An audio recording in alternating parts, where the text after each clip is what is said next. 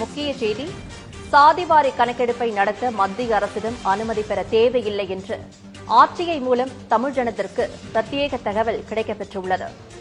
சாதிவாரி கணக்கெடுப்பை நடத்த மத்திய அரசிடம் அனுமதி பெற தேவையில்லை என்று ஆர்டிஐ மூலம் தமிழ் ஜனத்திற்கு பிரத்யேக தகவலானது கிடைக்கப்பெற்றிருக்கிறது.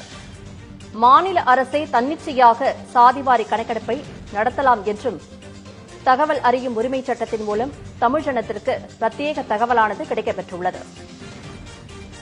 சாதிவாரி கணக்கெடுப்பை மத்திய அரசால் தான் நடத்த முடியும் என தமிழக அரசு கூறி வரும் நிலையில் ஆர்டிஐ மூலம் இந்த உண்மையானது வெளிவந்திருக்கிறது. பீகார், ஒடிஷா, ஆந்திரா மாநிலங்கள் தன்னிச்சையாக சாதிவாரி கணக்கெடுப்பை நடத்தியுள்ளன. ஆர்டிஐ மூலம் இந்த தகவலானது கிடைக்கப்பெற்றுள்ளது. அண்மையில் சாதிவாரி கணக்கெடுப்பை நடத்திய ஆந்திர அரசிடம் பிரத்யேக தகவலை தமிழ்ஜனம் தொலைக்காட்சி பெற்றுள்ளது.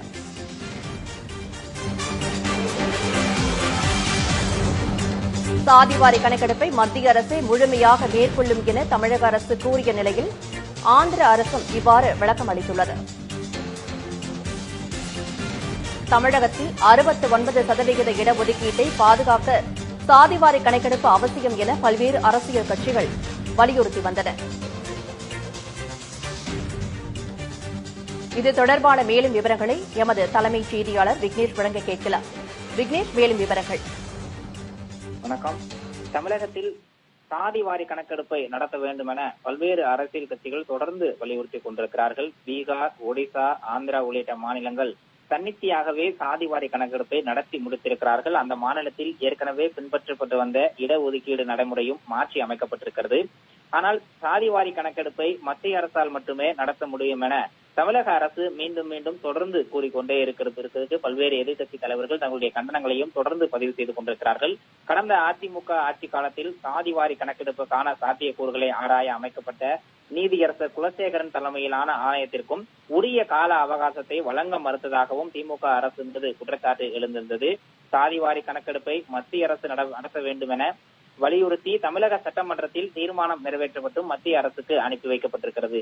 சாதிவாரி கணக்கெடுப்பை மாநிலங்களே நடத்தலாம் என்பதற்கு பல்வேறு மாநிலங்கள் முன்னுதாரணமாக இருக்கக்கூடிய சூழலிலும் தமிழகம் மற்றும் சாதிவாரி கணக்கெடுப்பை நடத்த தயங்குவது ஏன் என பல்வேறு அரசியல் கட்சி தலைவர்களும் தொடர்ந்து தங்களுடைய கருத்துக்களை முன்வைத்துக் கொண்டிருக்கிறார்கள். தமிழகத்தை பொறுத்தவரையில் சாதிவாரி கணக்கெடுப்பு எந்த அளவிற்கு அவசியமானது?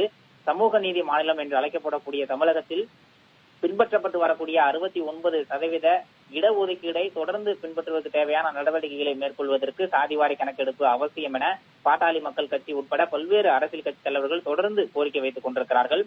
இந்த நேரத்தில் சாதிவாரி கணக்கெடுப்பை நடத்துவதற்கு மத்திய அரசினுடைய அனுமதி தேவையா?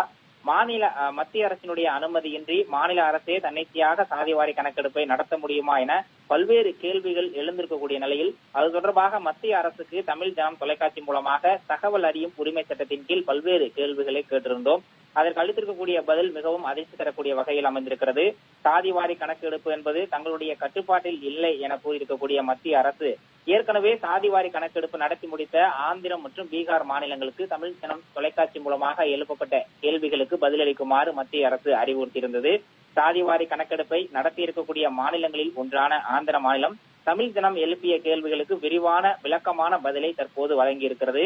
அதில் மாநிலங்கள் சாதிவாரி கணக்கெடுப்பை நடத்துவதற்கு மத்திய அரசினுடைய அனுமதி தேவையில்லை என்பது தெளிவாகவும் விளக்கமாகவும் குறிப்பிடப்பட்டிருக்கிறது. இந்த தகவல் அறியும் உரிமை சட்டத்தின் மூலமாக இந்தியாவில் உள்ள எந்த மாநிலமும் தன்னிச்சையாக சாதிவாரி கணக்கெடுப்பை நடத்தலாம் என்பதும் உறுதியாக இருக்கிறது. தமிழகத்தில் அமலில் இருக்கக்கூடிய 69% இடஒதுக்கீடு தொடர்பான வழக்குகள் உச்சநீதிமன்றத்தில் இருக்கும் நிலையில் அந்த வழக்கு விசாரணையின் போது வலுவான வாதங்களை முன்வைக்கவும் தமிழகத்தில் ஏற்கனவே பின்பற்றப்பட்டு வரக்கூடிய 69% இடஒதுக்கீட்டை பாதுகாக்கும் வகையிலும் தேவைப்படக்கூடிய சாதிவாரி கணக்கெடுப்பை தமிழக அரசு நடத்துவதற்கு தயங்குவது ஏன் உள்ளிட்ட பல்வேறு கேள்விகள் தற்போது எழ தொடங்கி இருக்கிறது.